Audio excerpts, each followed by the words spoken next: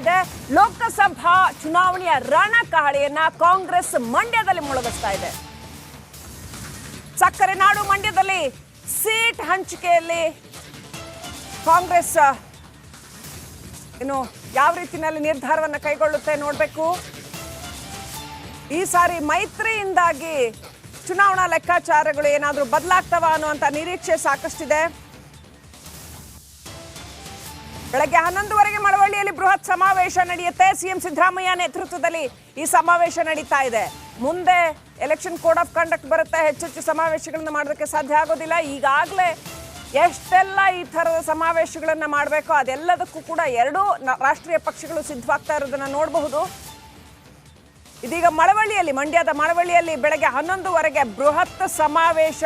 ಅಲ್ಲಿ ಹೇಳೋದಕ್ಕೆ ಮಂಚನಹಳ್ಳಿಯಲ್ಲಿ ಕನಕದಾಸರ ಪುತ್ಥಳಿ ಅನಾವರಣ, ಅನಂತರ ಮಳವಳ್ಳಿ NES ಬಡಾವಣೆಯಲ್ಲಿ ಕನಕ ಭವನ ಶಂಕುಸ್ಥಾಪನೆ, ಇದೆಲ್ಲ ಕಾರ್ಯಕ್ರಮ ಇದೆ. ಆದರೆ ಮೇನ್ ಅಜೆಂಡಾ ಬಂದು ಅಲ್ಲಿ ದೊಡ್ಡದೊಂದು ಚುನಾವಣಾ ಸಮಾವೇಶ ನಡೀಬೇಕು ಅನ್ನುವಂಥದ್ದು.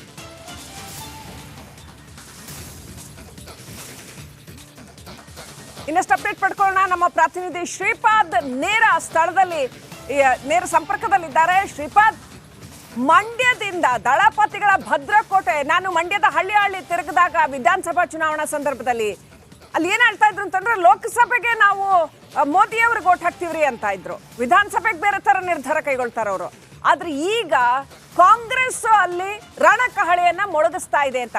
ಎಷ್ಟರ ಮಟ್ಟಿಗೆ ಕಾಂಗ್ರೆಸ್ಗೆ ಮತ್ತೆ ಮಂಡ್ಯದಲ್ಲಿ ಬೇರೂರುವಂತಹ ಸಾಧ್ಯತೆಗಳು ಕಾಣುತ್ತಾ ಇದೆ? ಈ ಸಮಾವೇಶವನ್ನ ಹೇಗೆ ಆರ್ಗನೈಸ್ ಮಾಡಿದ್ದಾರೆ? ನೀವಲ್ಲಿ ಹೋದ ತಕ್ಷಣ ಏನ್ ಚಿತ್ರಣ ಕಾಣಿಸ್ತು ಶ್ರೀಪಾದ್?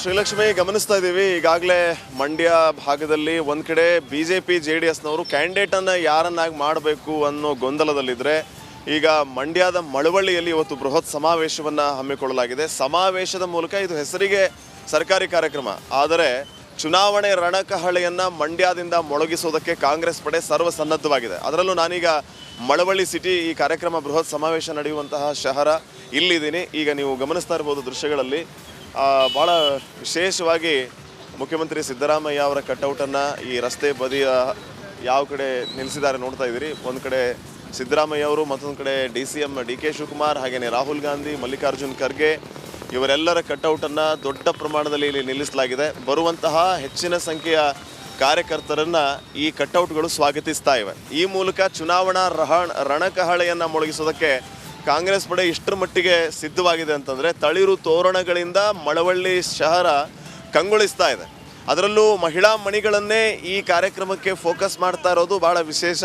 ಮಹಿಳಾ ಮಣಿಗಳ ಮತಗಳನ್ನು ಸೆಳೆಯೋದಕ್ಕೆ ವಿಶೇಷವಾಗಿ ಸ್ಟ್ರಾಟರ್ಜಿಯನ್ನು ಮಾಡಲಾಗಿದೆ. ಈ ಮೂಲಕ ಕಂಪ್ಲೀಟ್ ಮಂಡ್ಯ ಜಿಲ್ಲೆಯಲ್ಲಿ ಲೋಕಸಭೆ ಚುನಾವಣೆಯ ಮೂಲಕ ಕಾಂಗ್ರೆಸ್ ಸ್ಟ್ರಾಂಗ್ ಬೆಲ್ಟ್ ಅನ್ನುವಂತಹ ಸಂದೇಶ ರವಾನೆ ಮಾಡುವಂತಹ ಕೆಲಸ ಈಗ ಕಾಂಗ್ರೆಸ್ ನಾಯಕರಿಂದ ಆಗಲಿಕ್ಕಿದೆ. ಭಾಳ ಪ್ರಮುಖವಾಗಿ ನಾವು ಗಮನಿಸಬೇಕಾಗಿರುವಂತಹ ವಿಚಾರ, ಕಾಂಗ್ರೆಸ್ನ ಭದ್ರಕೋಟೆ ಆಗಿದ್ದಂತಹ ಈ ಒಂದು ಮಂಡ್ಯ ಜಿಲ್ಲೆಯನ್ನು ಮತ್ತೆ ತಮ್ಮ ತೆಕ್ಕೆಗೆ ಪಡೆದುಕೊಳ್ಳೋದಕ್ಕೆ ಎಲ್ಲ ರೀತಿಯ ಪ್ರಯತ್ನಗಳಾಗ್ತಾ ಇದೆ. Srilakshmi, all right, thank you Shripad ಡೀಟೇಲ್ಸ್ಗಾಗಿ.